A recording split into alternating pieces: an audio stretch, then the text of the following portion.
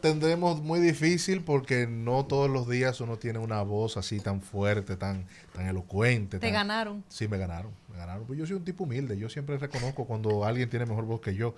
Y tal es el caso de nuestro invitado de hoy, que es Raymond Jaques. Una voz que usted y yo lo hemos escuchado muchísimas veces, pero no solamente en español, también en inglés.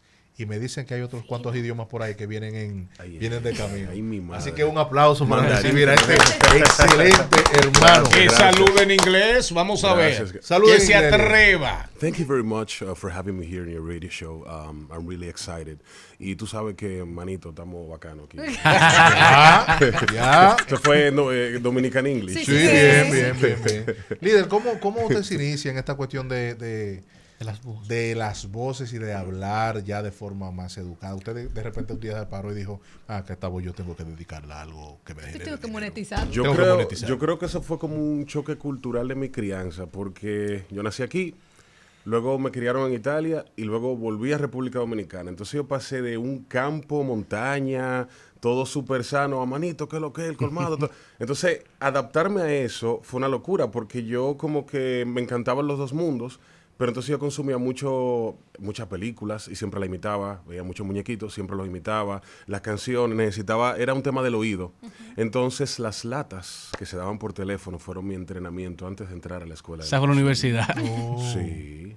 ¿Tú llamaste para relajar la gente? Pero en conferencias siempre llamábamos haciendo voces y cobrando, o haciendo voces de mujer y después de que era un hombre y cosas así. A mí me dieron una pela, yo espero que a ti te hayan hecho algo. No, por eso no lo vieron como un arte. Sí, pero entonces cuando llega ese momento, ese clic que tú dices, ok, vamos a tomar esto en serio. Mi madrina, Yolanda Quiroz, me dijo, en una de esas, así cuando yo cogí el teléfono, pero tú ¿cómo que tienes voz de locutor? Tú deberías estudiar, tú vives cerca de la escuela, de la Otto Rivera. Me lo tomé en serio y cuando voy a la Otto Rivera, fue como, wow, este es mi ambiente. Todo el mundo, voces bonitas, todo el mundo hablando, los profesores. Me sentí en casa y fue maravilloso porque entonces allá tuve también la oportunidad de experimentar la belleza de aprender y atreverse también a uno seguir su propio camino. Yo recuerdo que cuando yo entré en el primer nivel, son 3 niveles, te toma como 9 meses, estaban haciendo los exámenes de la comisión y ahí me dio con hacerlo. Entonces yo fui, busqué los folletos, estudié todo, lo pasé a Chepa, pero lo pasé. Entonces ya en mi primer nivel ya yo era locutor profesional. Entonces de ahí había una chica que estaba ya en tercero y a mí me pusieron a dar mi experiencia de cómo yo pasé los exámenes. Y ella estaba conduciendo El Consumidor Joven en Telesistema. Y me invitó a ser co-conductor con ella. Entonces, de ahí en adelante, pasé a otro programa en Telecentro, que ahí estaba también María Angélica, un reality show, también Yelitza Lora, ahí crecimos. Después me buscaron para locución comercial y una cosa lleva a la otra y aquí estamos tiempo después. En Los Centroamericanos era hermosísimo ver ese video, sobre todo el detrás de cámaras, sí. Porque ahí está la emoción, la tensión de tienes que entrar, no puede haber ruido, para que sepan que el silencio en radio es ruido, entonces no puede haber ruido. ¿Y cómo fue esa dinámica y cómo te avisan a ti? Llámame, háblame de esa llamada que recibes para que te digan, eres el elegido para la voz en inglés de los centroamericanos. Sí, se juntaron 2 factores. Uno es Angeli, le agradezco muchísimo, ya fue que me recomendó. Cuando Sayas le preguntó, mira, ¿quién podría hacerlo del inglés? Ella le habló de mí, entonces me citaron, pero todavía yo no sabía que era para los juegos, yo estaba en otro mundo. Yo llego a la oficina y está Sayas, y Sayas me dice, tú sabes que cuando a mí me eligieron para ser el soberano, recuerdo que fue Mariano Pichardo de Cocaleca, no, Cocaleca, sí, creo que sí. Él me pidió hacer la locución de la trayectoria de Sayas. Y obviamente fue una colaboración, yo lo hice con todo el corazón, digo, espérate, este hombre es un talentazo. Y a Sayas le encantó. Entonces cuando Angeli le dijo, Raymond, dijo, sí, definitivamente. Fue como que sí, fue un momento... Todos los planetas se alinearon. Sí, exactamente. Y entonces yo pensaba que Angeli era que iba a hacer la parte en inglés, porque para mí Angeli como que tiene un inglés súper chulo. Además de que yo no tenía experiencia siendo voz en off en vivo. Yo soy un animal de cueva. A mí me gusta mi estudio, mis comerciales, yo producir, pero en vivo ya es otra cosa. pero sentí en mi corazón que era la oportunidad correcta, no solamente por la magnitud del evento, sino porque no todos los días tú tienes la oportunidad de trabajar con un equipo con tan bonita energía y con tan buena cabeza. O sea, Sayas llamó a las personas correctas, no solamente por su profesión, por su capacidad, sino que todas son personas que de verdad pusieron su corazón, se sentía un bonito ambiente, lo cual hizo que toda la presión de las cosas que pueden surgir en vivo fuera más fácil de digerir. O sea, porque uno estaba ahí, de repente uno escuchaba lo que le decían en el headset a Juanma, el guionista de todo el evento, y uno escuchaba, no, ¿qué tal cámara? Y que esto, pasaba de repente una gente, que si la seguridad del presidente. Era un ambiente de mucho movimiento, pero esa bonita energía lo facilitó todo. O sea, qué equipazo, qué equipo. Sayas es una superestrella. Sí. Para mí hoy, con el perdón de muchos productores, René yo creo que sigue siendo un verdugazo. Pero Sayas, yo creo que le ha sacado un poquito de distancia a... Habría que ver, bueno, Pinky, no me voy a meter en líos, porque imagínate, Pinky y Sayas comenzó con Pinky, en la época dorada de Telecentro. Digamos que tienen sus estilos diferentes, sí, muy marcados. Pero Sayas, sí. Yo me siento, cada vez que veo a Sayas, me siento súper orgulloso trabajó conmigo, yo era su superior por un buen tiempo. Del país entero. Del país entero. Sí, uno relaja, pero es verdad. Relajando. Sayas, Pin, que trabajó conmigo. Y yo trabajé con ellos.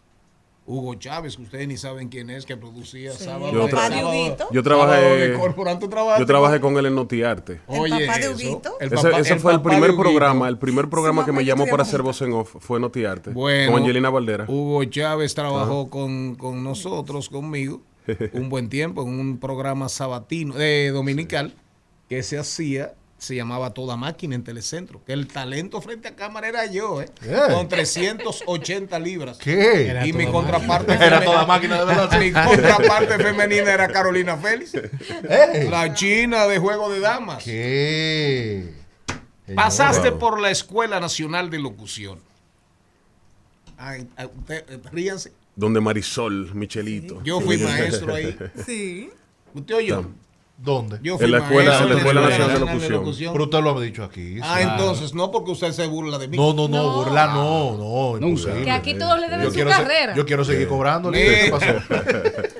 Ahora bien, ven acá, dan carnet de locución todavía. Sí, claro. ¿A ustedes Sí. los examinan? Sí, examinan. ¿Verdad? ¿Y quién examinan. examina? La Comisión Nacional de Espectáculos Públicos y Radiofonía. En el tiempo que a mí me tocó, recuerdo que estaba Jesús Nova. Y todos teníamos miedo, porque era como si fueran los jueces de American Idol. Era como Simon, él era el Simon. Jesús Nova, sí. Sí. Parece así un monje tibetano, así. Sí, tremendo tipo, Pero tremendo tremenda tipo. voz. Jesús Nova tiene una voz preciosa. Ahora, después ya, locutor, perfecto, mi carnet, todo, el mundo por delante.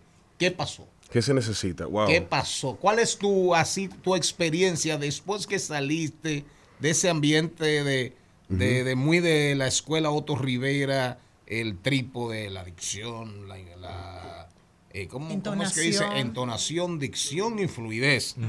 ¿Verdad? Sí. Después que saliste de ahí, que dijiste, estoy en el mundo real ahora. ¿Qué hago ahora? ¿Qué hago?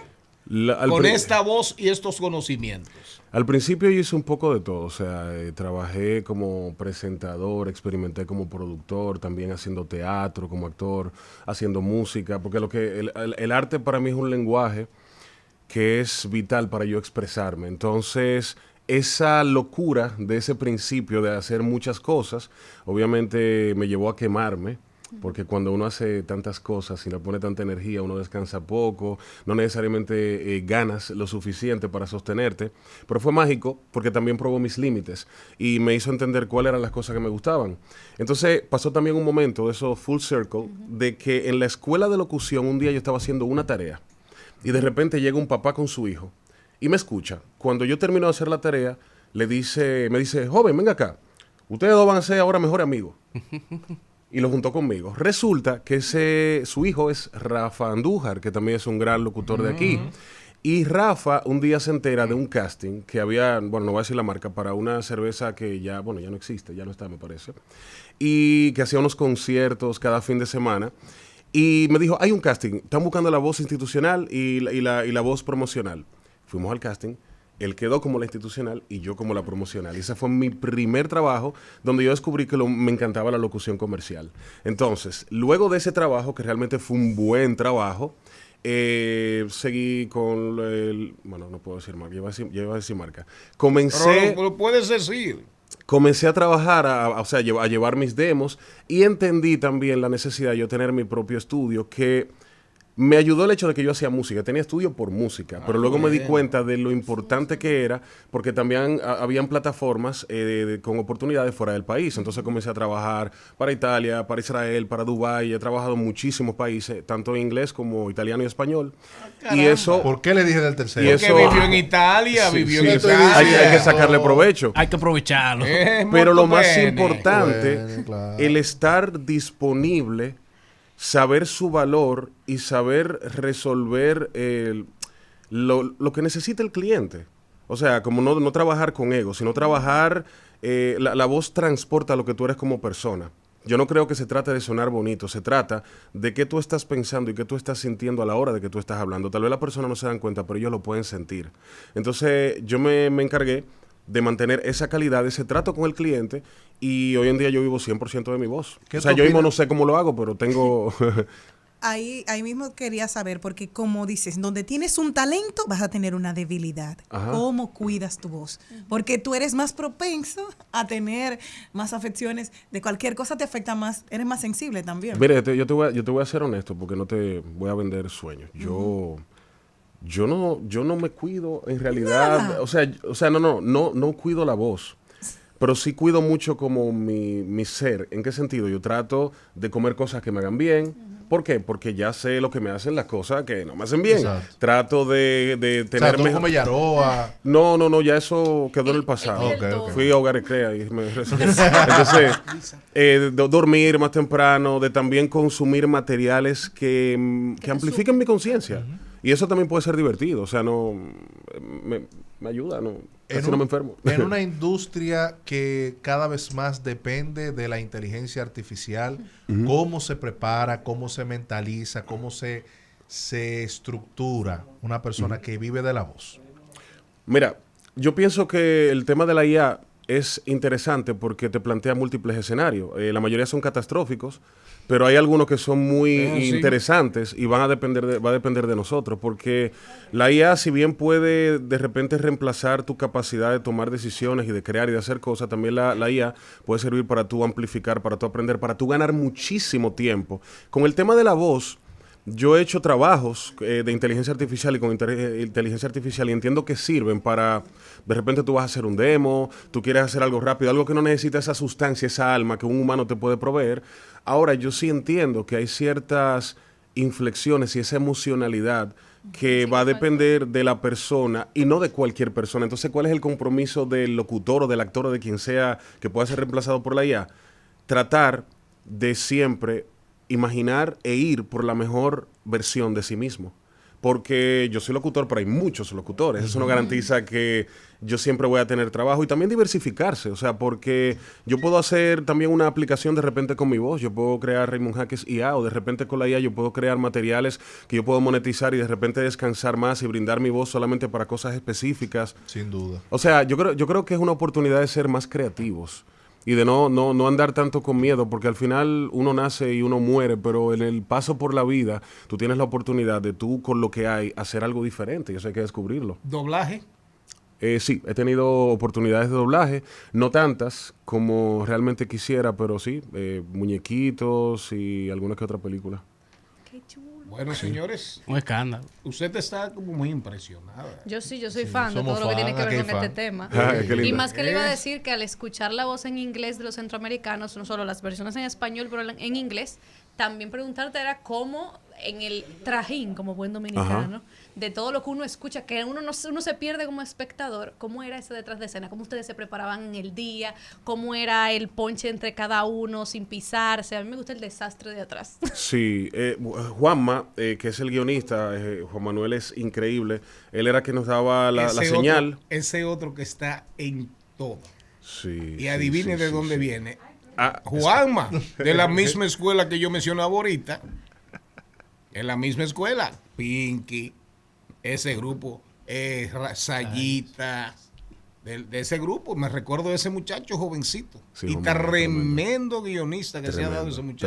Tremendo. Brillante, pero desde chiquitico. Sí, él es diferente. A veces me daba la impresión como que tenía algo, un punto de autismo. Cuando yo lo veía, cuando yo me lo encontraba en los pasillos. Yo creo que esa es su genialidad. Él es una bestia diferente. O sea, su mente siempre está generando, está en otro lugar. Sí. Pero sí, él nos daba la señal. Entonces nosotros teníamos en la apertura un pedal, era con el pie, la segunda, en el cierre, era con la mano. No, nos cambiaron. Entonces teníamos el teleprompter, eran 2 pantallas, pero Ángel y yo decidimos hacerlo con el papel. Porque la presión, el pensamiento intrusivo del teleprompter, sobre todo porque es una voz en off, porque ya cuando tú vas a hacer un comentario, que tú le puedes poner otro tipo de emoción, pero nosotros teníamos que sonar como que éramos grabados, pero estábamos ahí. Ese es el tema. No es simplemente comentarlo, como mira, ahora estamos viendo, y tú puedes fallar. Pero nosotros teníamos ese temor, ese pensamiento intrusivo. Si el prompter de repente hace brrr, y uno se queda de que... Entonces, sí, ese fue y que como también el prompter te da como más espacio en la mente para que vaya. Sí. Y nunca hicieron falsos... perdón. No, gracias. No, ya terminé. Adelante. Todo lo que le da ahorita. Que te pisé. ¿Y nunca hicieron falsos en vivo? No. Todo el tiempo en vivo. Todo el tiempo fue en vivo. Es impresionante. Y entonces también teníamos el tema del pensamiento intrusivo de no puedo fallar una palabra. No es mi idioma. Entonces cada vez que hacíamos silencio, yo estaba yo ensayando en Welcome to the First. Y después, sí. Y nada. Y ¿sabes qué me ayudó en el cierre? En el cierre me ayudó algo que lo descubrí por el opening. La posición. Yo me sentía cómodo porque había mucho ruido. Jorobadito. Como en tu esquinita. Sí, como en mi pequeño espacio. Y entonces, y con este puño así, proyectando el sentimiento. And now, this is... Sí, yo estuve feliz. Porque te hacía pensar que estaba en tu estudio. Es que podía enfocarme en proyectar la emoción sin tener que estar hipervigilante de lo que está pasando alrededor. Ajá, sí. Y si me permiten agregar algo más, como él dijo el doblaje, yo soy fan también. Si a ti te dieran la oportunidad, porque verdad, asociando tu voz, a doblar a Thanos en español. Lo haría con mucho gusto. Por supuesto. ¿Quién es ese? A Thanos, el de Marvel. Uno de los villanos más grandes que tiene Marvel. Imagínenselo. Él solo tiene que hacerle así con los dedos y ya. Y destruiría todo el universo. Ya no podemos ir, ya no agrego más nada. Normal. Con nosotros, despídalo usted. Raymond Jaques, una de las mejores voces que usted va a escuchar en Mediodía Radio. Oh my God. Sin dudas, gracias. Gracias, Raymond. Tus redes sociales, Raymond. @RJ Locutor en Instagram, TikTok y mi página raymondjaques.com. Cuando tú vuelvas tenemos que hablar de lo que sufrimos nosotros los que tenemos voz sexy. Ay, Dios mío. Y recuerden que... Míralo ahí. Las notas que te piden. Sí, a mí no me escriban. Recuerden que durante todo el programa de hoy hemos estado escuchando canciones que supuestamente nunca serían famosas, nunca llamarían la atención de los oídos, ¿verdad? Y que eran disparates. Pero ustedes recuerdan Ánimo de Francesca. Claro. Francesca se casó en estos días. Hagan una bulla. ¿Ustedes recuerdan esa canción Ánimo de Francesca? Claro. ¿Usted la recuerda? Claro. Bueno, cuando escuchemos vamos a escuchar un pedacito. La y Britney después, Spears de aquí. La Britney Spears de aquí. La Britney Spears de aquí. Ah, sí, de verdad. Solo que la pobre se llevó mucho bullying. Sí. Miren, y después conversamos con Luisa Taveras, directora del Centro de Estudios Financieros Santo Domingo, CEF.